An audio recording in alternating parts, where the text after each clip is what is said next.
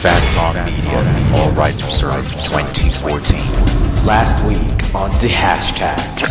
Ano ba ang pinaka-memorable experience nyo sa finals? Ano ba? Di yung paggawa ng reviewer. Yan. Tapos yung mga hindi makatulog or natutulog habang nagre-review. Yan ang mga natatandaan ko kapag finals.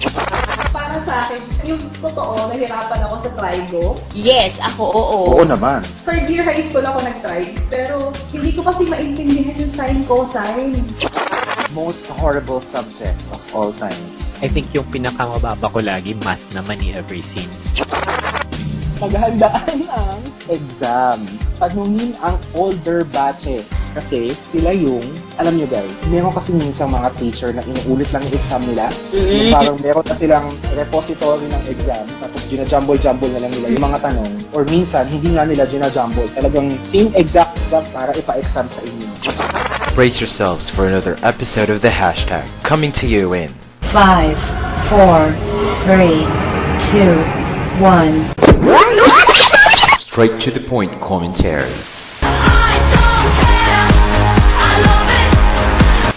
Fun exchanges. This is it. The hashtag with Isko, Lynn,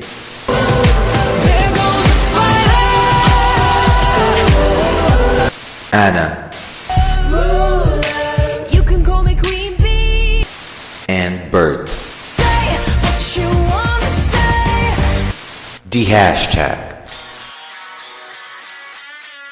Magandang umaga mga ka-hashtag. Thursday na naman at panahon na naman para sa isang episode ng inyong The Hashtag Barkada. This is your host, Lynn. Kasama pa rin natin ang ating mga kabarkada. Andyan si Isko, si Bert, and si Anna. Say hi guys!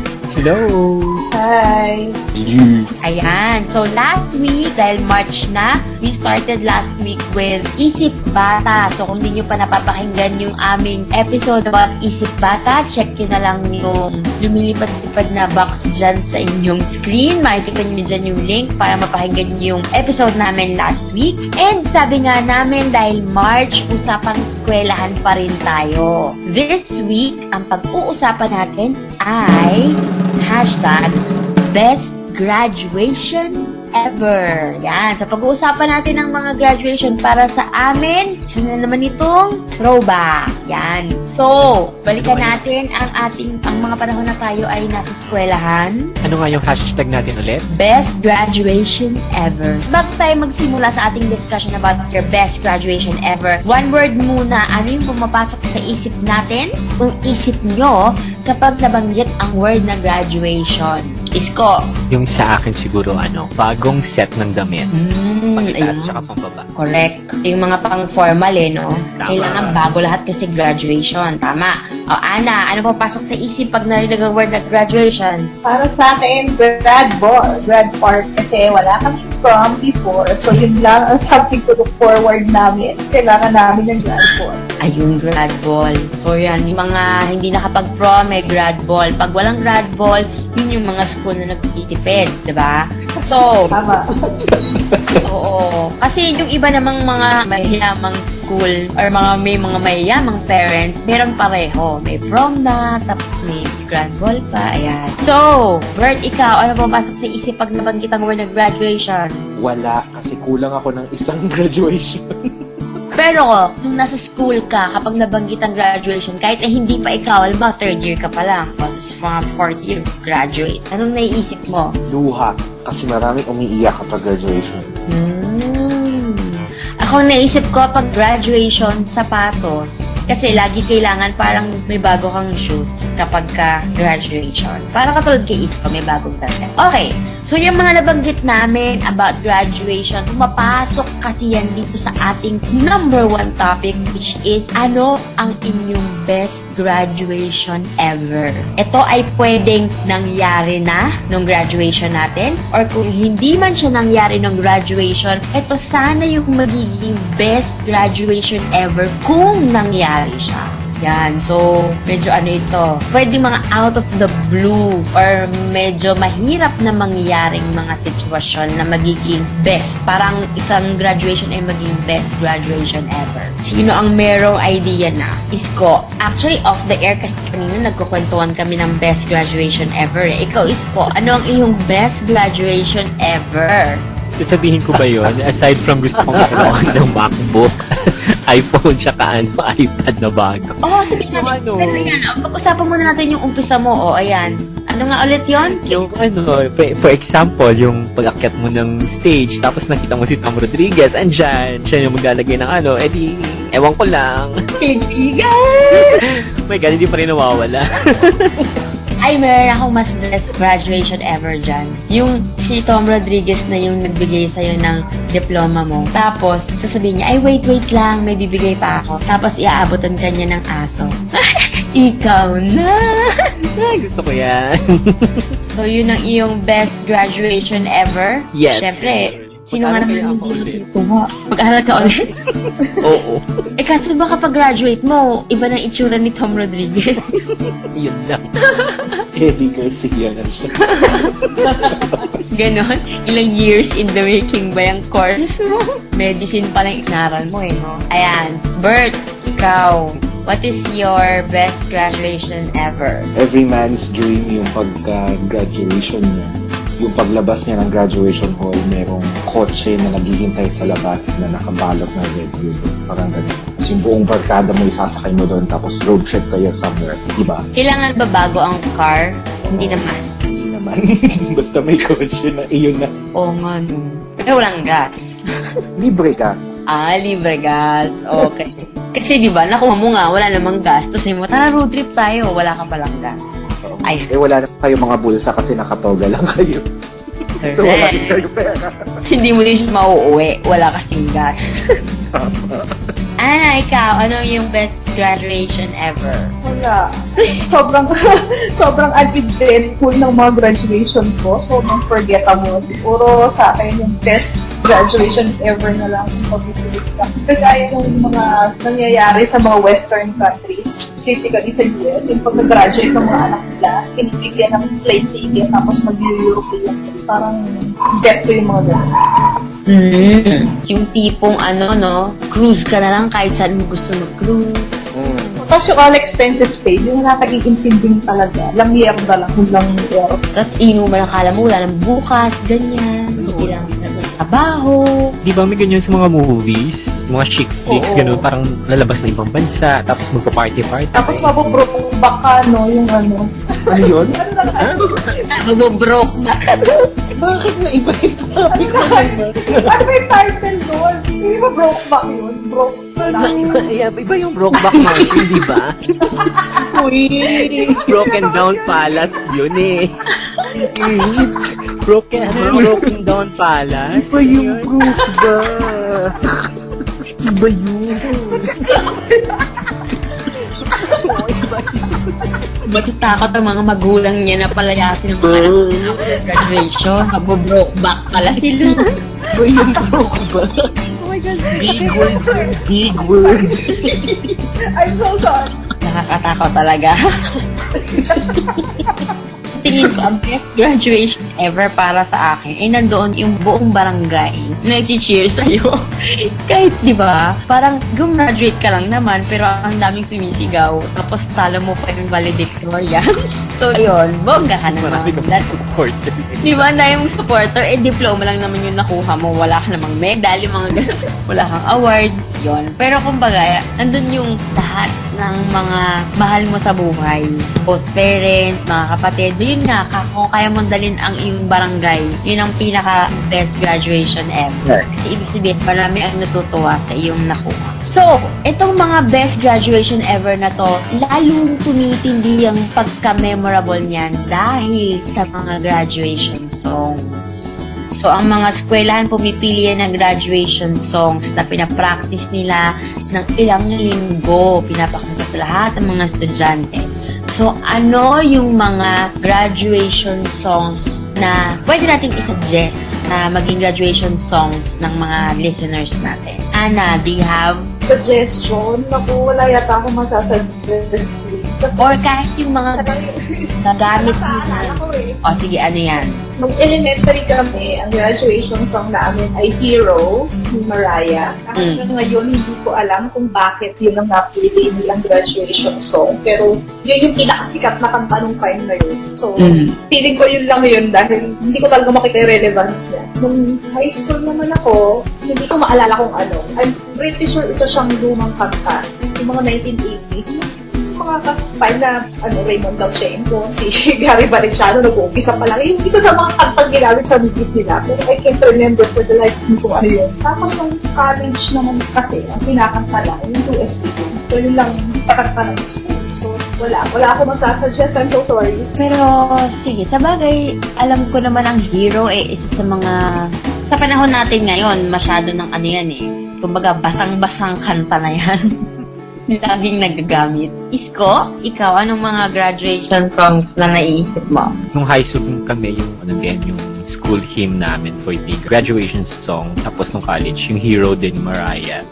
Pero narinig ko dati yung ibang school, yung kanta nila You Gotta Be ni Des Ray, tsaka yung At the Beginning ni Richard Marx. Ay! Gonna do it. At the beginning. Diba? Tapos Correct. there's a hero. Ang lamya-lamya. Hindi na bang kantahin ang taas-taas, no? Oo. Kantahin ba naman lahat? Magkukulot-kulot pa. Eh di ang saya. Sana pinlay na lang nila, hindi nila pinakanta, di ba? Tama. Paano yung The Beginning? At the beginning, Paano yun? nagalit. Bert, at the beginning, Isko, do the honors. We were strangers starting out on this journey.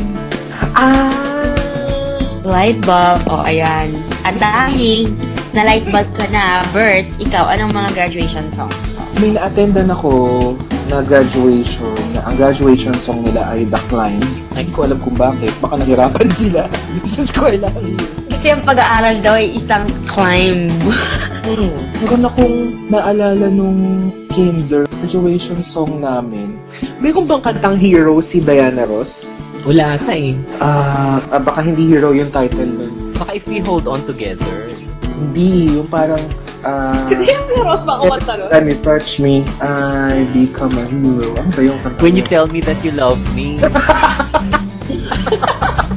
Ganun. Weakness ko talaga mga kanta. O basta, yun yung graduation song namin nung kami ay kinder. Ang taas din. Yung mga bata pa kami nun, sa achieve pa namin yung mga matataas na tono.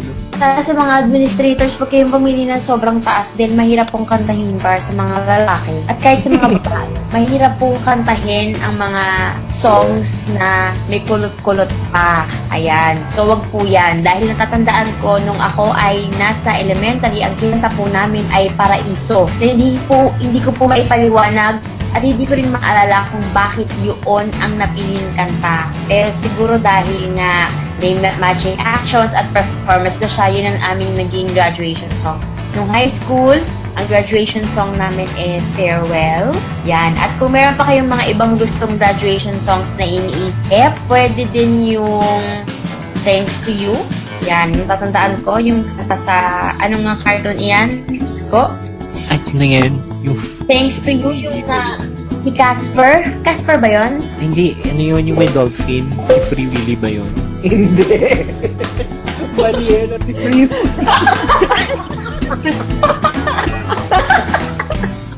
Hindi na talaga ng mga ano, yung komentong seryoso. Hindi araw ng mga pelikula ngayon. Si Flipper. Ayun pala yun. Si Free Willy ay balyena. Si Flipper ay gosling. Tama. Or kaya that Free. Sa tatandaan ko.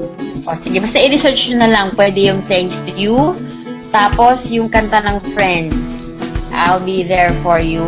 Kung hindi naman masyadong stricto ang mga administrators nyo, hindi naman sila pare at madre. So, pwede yan. And ano pa ba? High school life. High school nga lang. High school life. Ay, high school life? Oo, yung kay Sharon. Eh, makaka-relate pa yung mga tao doon. Sa bagay. Alay mo. Ipag-push ng mga principal. Ay, maganda yan. naalala ko ng kabataan ko. O, yan. Pwede yan. Gagawa. Salit na si ma'am. Oo. Ayan. So, kung ano pa yung mga maaalala nyong graduation songs, as long as hindi siya mahirap kantahin, at para sa akin na yung makaka-relate yung mga estudyante nyo, yan, sige. I-push mo yan. Sabi nyo nga, push natin yan. Okay. So, after graduation songs, for sure, pagkatapos ng graduation, meron tayong mga funny moments na hindi natin malilimutan about graduation. So, balikan natin ano yung mga hindi natin makakalimutan on that special day. Ako na. Sige, ikaw na. Kapit. Syempre, nung high school, alam ko naman kasi na medyo mahaba-haba ang graduation ceremony. Kasi naman, di ba, hanggang section 21 yung fourth year namin. So, sa loob ng toga ko, may maliit akong bag. Nakalagay, nagbaon ako ng pagkain. Nagbaon ako ng sandwich, ng juice. Para habang nakaupo ako, kumakain na ako. Oh. At naidlip pa ako. Pagising ko, tama-tama. Section 21 na pagising ko nung mga bandang after 1 hour, 2 hours, gano'n. Ganun din, same thing nung college. Nagbaon din ako ng bag na may juice tsaka pagkain. At kumakain na naman ako habang nag-graduation. Siyempre, mga pagkain. Yung ano? Mga pagkain, importante yan. Oo. College ba yan? Isko, college? College tsaka high school. Tapos nung college na, ito yung pinakamatindi. Eh di syempre graduation naman, di ba? So, pinaghahatikan ko na yung mga crush ko. Oo nga naman, kasi hindi na magkikita ulit, di ba? Oo. Correct. Tsaka okay naman sa kanila. Kasi hindi naman mauulit yun. Saan mo kinis? Sa chicks lang. Parang beso lang. Happy graduation! Pero syempre, sabay hug ng matagal. Ana. Okay, hug! Ayun, yun yung mga pinaka-memorable moments ko ng graduation ng college. Ayan. Oh, ikaw naman, Ana. Meron ka bang memorable event or moment during the graduation? Sa totoo lang kasi hindi ko talaga gusto nag-attend yung mga ganon. Any public na event na merong mga moments na nakatutok lang sa akin yung mga tao. So, pag-aakit ka na stage, makikita mo yung kulang. Hindi ko feel yung mga ganon. So, sa totoo lang, wala akong naaalala sa mga graduation ko. Lahat yun, hindi ko pala sa wala akong naalala. Lahat pala sila kinalimutan ko na. Hindi ko naaalala kung sino yung speakers namin. Hindi ko naaalala kung sino yung mga kapatid ko sa opening. Hindi ko naaalala kung kumain ako habang naghihintay. Kagaya ni so, wala. Para sa akin, it's an exercise if you feel. Yung English naman. Medyo malalim ata yun. Hindi ko masyadong na-digest. Hirap spell. Okay. Sa bagay, pero meron kasi talagang mga tao na sobrang lupit ng memory, no? Ako kasi minsan pagka tinatanong ako about high school, college, ganyan, sobrang konti na lang talaga yung naalala ko. Yun na lang talagang mga tumatak sa utak ko. Pero yung iba, Diyos ko, kahit yung nangyari sa classroom, yung sinabi ni teacher, natatandaan pa rin nila. Siguro ganun kalaki ang impact sa kanila ng high school. Ayan. Ikaw, Bert, anong iyong memories? Nung high school kami, meron yung isang, kung maalala yung niya. Pero di ba nung high school, bawal magpakulay ng buhok? Oo. Ginawa niya, nagpakulay siya ng buhok. Pero syempre, kasi graduation na eh, alam mo yun, parang lumabas na yung pagka-rebelde niya, ganyan. Sabi niya, mapakulay ako ng buhok. Nagpa-blonde siya. Lalaki to nagpa-blonde siya ng buhok. Para hindi makita yung buhok, syempre, nakatoga ka naman, di ba? So, yung cap mo, tinatago yung buhok mo. So, di nakalusot siya ganyan. Nagkaroon siya ng special award na hindi niya alam. So, susuutan siya ng medal. So, umakit siya sa stage. Hindi niya tinatanggal yung cap niya. Yung ginawa ng school director, kinuha yung toga cap niya. Tapos nakita na may na-blondie siya. Tawa ng kami lahat. Ayun, ang fun. Wala na naman silang magagawa, no? Dahil last day na. Oo, Wala tsaka lang. natawag na, umakyat na. Uso din ba sa inyo yung pirmahan ng uniform? Ayo, meron ako niyan. May papirma ako. Ano yun pinapagbakawal. Pero syempre, may mga iba na ginagawa pa rin kasi nga last day naman. Catholic school ka ba? Oo. Okay. KJ kasi walang prom, walang grad ball. Tapos bawal pa pumirma ng uniform ng KJ. Oo, kasi parang sabi, disrespect daw yun. Kaya hindi daw dapat pinapirmahan ang uniform. So, kung ano man yun. Basta yun, basta bawal daw sa amin yung magpapirma sa uniform. Nung high school, ang natatandaan ko lang na memorable, nang kumuha ako ng award ko. Pero namamanghalang ako dun sa mga kabatchmates ko. Kasi nung kukuhanin ko na yung award at naglalakad na ako, lahat sila nakangisi, tapos tawa ng tawa. Hindi ko alam kung inaasar ba nila ako, nakatawa ba sila sa award ko. Alam mo yun, pinapagtawanan nila yung award ko. Kasi yung award ko nung high school ay perfect attendance for 4 years. Ay, ikaw na. Yon. So, nung nakikita ko yung mga laging late, tinatawanan talaga nila ako. Parang ang nerd ko siguro. Yun, parang ganun yung dating. Yan, yun ang naalala ko nung graduation namin nung high school. Nung college naman, natatandaan ko lang nung college ay bigla akong nagkaroon ng kaaway na hindi ko alam.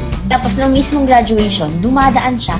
Iniirapan niya talaga ako. Na ako nagtataka ko, parang bakit? Anong problema nito? Yun. Tapos nung ko lang nalaman, after graduation, galit pala siya sa akin sa isang issue hindi ko naman maalala at hindi ko rin maintindihan. Pero okay na, friends na kami ulit. So yun lang naman ang naaalala ko about yun, graduation. Usually, magiging memorable ang graduation kapag yung mga close natin, yun yung mga yun ang bibigay kulay sa graduation. Okay. Yung memorable sa graduation, lalo na kapag college, yung kapag university-wide yung graduation, walang parang never-ending. Ang tagal. Tapos hindi ko naman kilala. Nakakainita. Totoo. Kami. Tawag ng tawa. Of Arts and Sciences. Tapos, Biology. Alam mo yun? So, mauuna ka. Kasi letter A, tas letter B. So, mga nauuna kami. Ang kawawa, yung College of Veterinary Medicine. Ang tagal. Sila yung dulong-dulo. Ano silang binarbecue talaga. Daing na sila pag-akit nila. Talaga, kamukha na ni Joker yung isang umakyat. Dahil yung makeup niya, bumaba na talaga dito. Grabe. Tawa ka ng tawa. May picture ako na hanapin ko. Ay, pero kapag natawag ka na, pwede ka nang umuwi. Pwede. Hindi naman nila kami makokontrol. Hindi naman nakakaawa kasi yung mga taga-vetmed, hindi naman uuwi yun. Siyempre, intayin nila yung nila, diba? Oo nga. Kasi kami, nung nag-graduate sa bagay, hindi naman kasi kalakihan yung university namin. Wala, kahit natawag ka na, babalik ka sa upuan, tapos walang alisan. Ganun. Hanggang ilan ba yung graduate mo? Siguro lang, hindi ko matandaan, 300, ganun. Basta maliit lang. O kung hindi ako nagkakamali, basta mga ganun lang naman. So, yan yung mga funny moments namin during our graduation, yung mga natandaan namin. And, sabi ko nga, for sure, madami na ang naghahanda sa graduation nila. Sa Facebook statuses, nakakakita na ako ng mga nalulungkot dahil mag-graduate na sila, ganyan. So, ito yung mga don't forgets namin na ibibigay sa inyo during your graduation. So, let's start. Ano na ba yung mga maibibigay natin sa kanilang don't forget? Bert? Ay. Naisip ka na ba? Don't forget to say thank you. Yan. Kasi yung iba, excited na excited. Dalawa lang naman nararamdaman ng estudyante kapag graduation niya. Either tuwang-tuwa siya kasi tapos na yung eskwela niya, or malungkot siya kasi hihiwalay na sila ng classmates niya. So, yung dalawang feeling na yun, dagdagan natin ng isa pa. Magpasalamat tayo. Bago kayo pumunta dun sa barkada nyo, punta muna kayo sa teachers nyo kasi syempre, tinuruan din nila kayo pinagtiisan nila kayo for 4 or 6 years, ganyan, para maturuan kayo. So, magpasalamat din kayo sa mga taong kasi yung mga yun, kung wala naman sila, hindi rin kayo matututo. Yun. Ang maikli na yun, ha? Oo. Yan. Ang ating ermitanyo na wise man. Nagsilang kayo sasabi. Pero, makabuluhan. So, mag-thank you. Wise man. Oo, wise. Parang hotel lang. Tagabantay po ng ating wise hotel. The wise man. Yan. Mag-thank you muna tayo sa ating mga guro. Tama nga naman yan dahil pumuputi ang mga buhok ng mga guro dahil sa hirap turuan ng mga estudyante. So, magpasalamat tayo. Yan. Parang mapitpugutan ka. Hindi naman pumuti yung buhok ko actually. Ako natuwa ako nung nagtuturo ako eh. Parang feeling ko. Naman! Ang bata ko. Feeling ko ang bata ko. Akala ng mga magulang, kaklase ako ng mga anak nila. Oo, ganun lang. Kung bata ka kasi. Kaya nga, di ba, pag bumabalik tayo sa school, pag nakita mo yung teacher mo, parang wala namang pinagbago. Naman. Aminin. Hindi ko na lang alam kung sa public. Medyo mahirap talaga kasi magturo sa public. Sa aking pagkakaalam. Isko, ikaw, ano ang mga don't forget mo? Don't forget. Siguro yung unang-una, mas maganda din yung aside from pinapasalamatan natin ang teachers natin, pinapasalamatan natin yung mga parents natin for their sacrifice for us all these years para tayo makapag-aral, and yung mga pagod at paghihirap na nagawa din nila para sa atin. Don't forget to charge the batteries of your cell phone. Dapat pang-charge lagi. Alam mo naman, mas mabuti nga ngayon na uso na yung mga camera phones, diba? Sa panahon namin, walang-wala. Picture na kami. Kung sinong may camera na may film, doon kami magpapapicture. Hihingi na lang Oo ng nga, copy. tapos ano ka na lang, no? Ano nga ang tawag doon? Reprint? Reprint. Oo. Oo. Ganun kahirap dati ang buhay.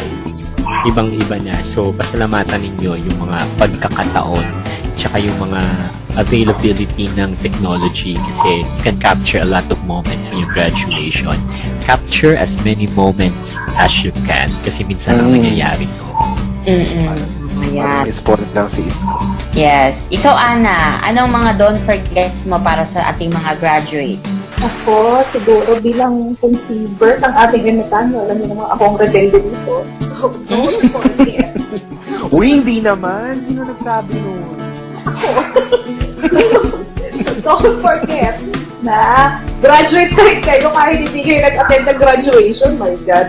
Sa totoo lang, pinagsisisihan ko na pinuwersa ko yung sarili ko na mag-attend ng graduation na hindi ko naman kaya commit yung full attention ko sa nangyayari. Na-realize ko in hindsight na dapat sinunod ko na lang yung tatay ko. Kasi yung tatay ko, he didn't join his graduation ceremonies either.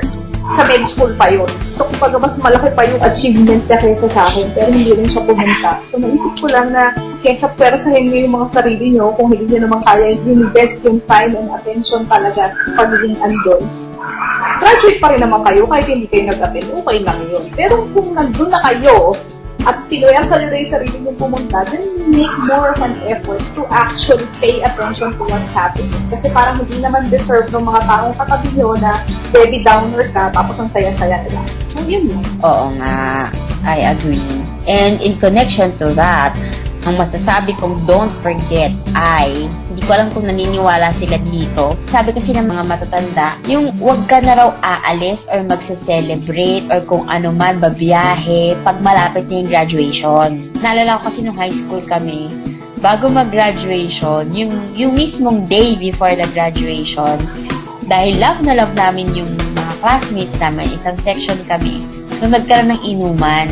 Siyempre, yung mga taong hindi nakapagpigil sa pag-inom ay masyadong nalasing na yung isang classmate namin doon, hindi na siya pinag-graduate ng magulang.